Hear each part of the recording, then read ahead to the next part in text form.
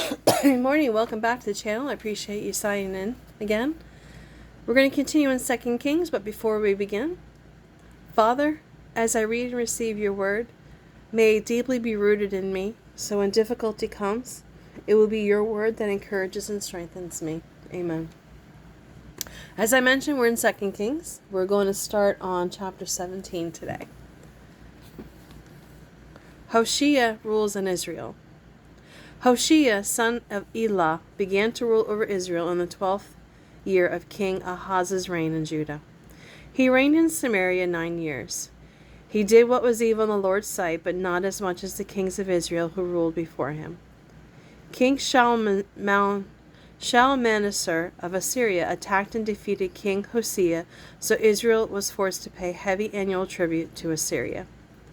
Then Hoshea conspired against the king of Assyria by asking King So of Egypt to help him shake free of Assyria's power, and by refusing to pay the annual tribute to Assyria. When the king of Assyria discovered this treachery, he arrested him and put him in prison for his rebellion. Then the king of Assyria invaded the entire land, and for 3 years he besieged Samaria. Finally, in the 9th year of King Hoshea's reign, Samaria fell, and the people of Israel were exiled to Assyria. They were settled in colonies in Hala, along the banks of the Habor River in Gozan, and among the cities of the Medes. Samaria falls to Assyria. This disaster came upon the nation of Israel because the people worshipped other gods, sinning against the Lord their God, who had brought them safely out of their slavery in Egypt. They had imitated the practices of the pagan nations the Lord had driven from the land before them, as well as the practices the kings of Israel had introduced. The people of Israel had also secretly done many things that were not pleasing to the Lord their God.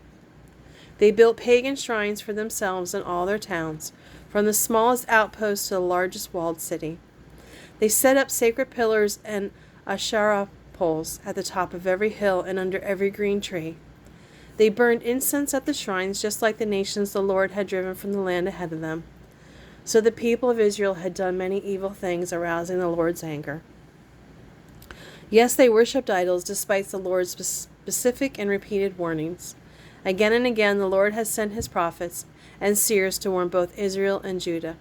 Turn from all your evil ways, obey my commands and laws, which are contained in the whole law that I commanded your ancestors, and which I gave you through my servants the prophets. But the Israelites would not listen. They were as stubborn as their ancestors and refused to believe in the Lord their God. They rejected those laws and the covenant he had made with their ancestors, and they despised all his warnings. They worshipped worthless idols and became worthless themselves. They followed the example of the nations around them, disobeyed the Lord's command not to imitate them. They defied all the commands of the Lord their God and made 2 calves from metal. They set up an Asherah pole and worshipped Baal and all the forces of heaven. They even sacrificed their own sons and daughters in the fire. They consulted fortune tellers and used sorcery and sold themselves to evil, arousing the Lord's anger. And because the Lord was angry, he swept them from his presence. Only the tribe of Judah remained in the land.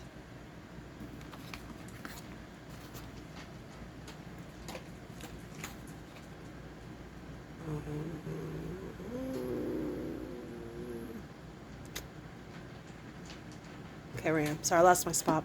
But even the people of Judah refused to obey the commands of the Lord their God. They walked down the same evil paths that Israel had established. So the Lord rejected all the descendants of Israel. He punished them by handing them over to their attackers until they were destroyed.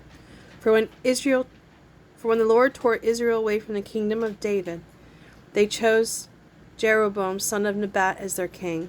Then Jeroboam drew Israel away from following the Lord and made them commit a great sin. And the people of Israel persisted in all the evil ways of Jeroboam. They did not turn from these sins of idolatry. until the Lord finally swept them away, just as all his prophets had warned would happen. So Israel was carried off to the land of Assyria, where they remain to this day. Foreigners settle in Israel. And the king of Assyria transported groups of people from Babylon, Cutha, Ava, Hamath, and Sepharvaim, and resettled them in the towns of Samaria, replacing the people of Israel. So the Assyrians took over Samaria and the other towns of Israel. But since these foreign settlers did not worship the Lord when they first arrived, the Lord set lions among them to kill some of them. So a message was sent to the king of Assyria: the people who you have resettled in the towns of Israel do not know how to worship the Lord, the God of the land. He sent lions among them to destroy them because they have not worshipped him correctly. The king of Assyria then commanded, "Send one of the exiled priests from Samaria back to Israel. Let him teach the new residents the religious customs of the God of the land." So one of the priests who had been exiled from Samaria returned to Bethel and taught the new residents how to worship the Lord. But these various groups of foreigners also continued to worship their own gods. In town after town where they lived, they placed their idols at the pagan shrines that the people of Israel had built. Those from Babylon worshipped idols of their god Succoth-Benoth. Those from Cuthoth worshipped their god Nergal, and those from Hamath worshipped Ashima. The Avites worshipped their gods Nibhaz and Tartak.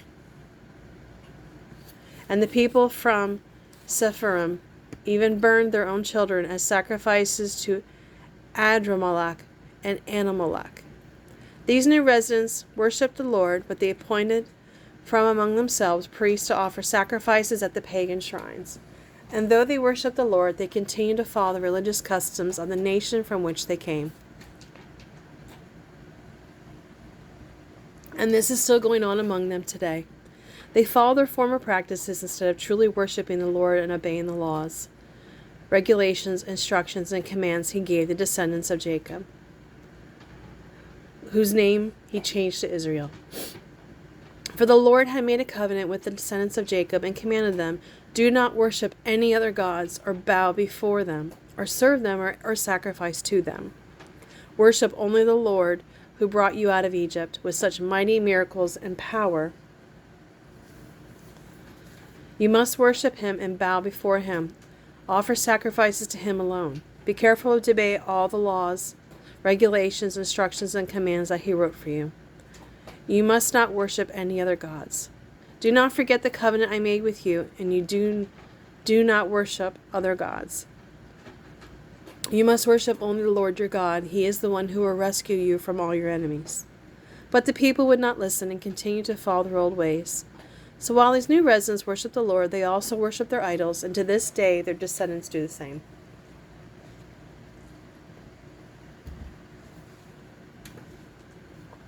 Chapter 18. Hezekiah rules in Judah. Hezekiah, son of Ahaz, began to rule over Judah in the 3rd year of King Hoshea's reign in Israel. He was 25 years old when he became king, and he reigned in Jerusalem 29 years. His mother was Abijah, the daughter of Zechariah. He did what was pleasing in the Lord's sight, just as his ancestors David had done. He removed the pagan shrines, smashed the sacred pillars, and knocked down the Asherah poles. He broke up the bronze serpent that Moses had made because the people of Israel had begun to worship it by burning incense to it. The bronze serpent was called Nehushtan. Hezekiah trusted in the Lord and the God of Israel. There was never another king like him in the land of Judah, either before or after his time. He remained faithful to the Lord in everything, and he carefully obeyed all the commands the Lord had given Moses. So the Lord was with him, and Hezekiah was successful in everything he did. He revolted against the king of Assyria and refused to pay him tribute. He also conquered the Philistines as far distant as Gaza in his territory, from their smallest outpost to their largest walled city. During the 4th year of Hezekiah's reign, which was the 7th year of King Hoshea's reign in Israel, King Shalmaneser of Assyria attacked Israel and began a siege on the city of Samaria. 3 years later, during the 6th year of King Hezekiah's reign and the 9th year of King Hoshea's reign in Israel, Samaria fell. At that time, the king of Assyria deported the Israelites to Assyria and put them in colonies in Hala, along the banks of the Habar River and Gozan, and among the cities of the Medes. For they had refused to listen to the Lord their God. Instead, they had violated his covenant, all the laws the Lord had given him through his servant Moses. Assyria invades Judah. In the 14th year of King Hezekiah's reign, King Sennacherib of Assyria came to attack the fortified cities of Judah and conquered them. King Hezekiah sent this message to the king of Assyria at Lachish: I have done wrong. I will pay whatever tribute money you demand if you will only go away. The king of Assyria then demanded a settlement of more than 11 tons of silver and about 1 ton of gold. To gather this amount, King Hezekiah used all the silver stored in the temple of the Lord and in the palace treasury. Hezekiah even stripped the gold from the doors of the Lord's temple, and from the doorposts he had overlaid with gold, and he gave it to the Assyrian king. Nevertheless, the king of Assyria sent his commander-in-chief, his field commander, and his personal representative from Lachish, with a huge army to comfort King Hezekiah in Jerusalem. The Assyrians stopped beside the aqueduct that feeds water into the upper pool, near the road leading to the field where cloth is bleached. They summoned King Hezekiah, but the king sent these officials to meet with him: Eliakim, son of Hilkiah, and the palace administrator; Shebna, the court secretary; and Joab, son of Asaph, the royal historian. Then the Assyrian king's personal representatives sent this message to King Hezekiah. Oops, I missed this. Sennacherib threatens Jerusalem. Then the Assyrian king's personal representative sent the message to King Hezekiah. This is what the great king of Assyria says: What are you trusting in that makes you so confident? Do you think that mere words can substitute for military skill and strength? Which of your allies will give you any military backing against Assyria? Will Egypt, if you lean on Egypt? You will find it to be stick that breaks beneath your weight and pierces your hand. Then the Pharaoh of Egypt is completely unreliable. But perhaps you will say, we are trusting in the Lord our God. But isn't he the one who was insulted by King Hezekiah?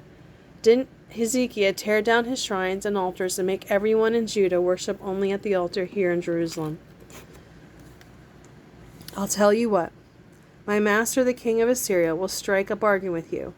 If you can find 2,000 horsemen in your entire army, he will give you 2,000 horses for them to ride on. With your tiny army, how can you think of challenging even the weakest contingent of my master's troops? Even with the help of Egypt's chariots and horsemen.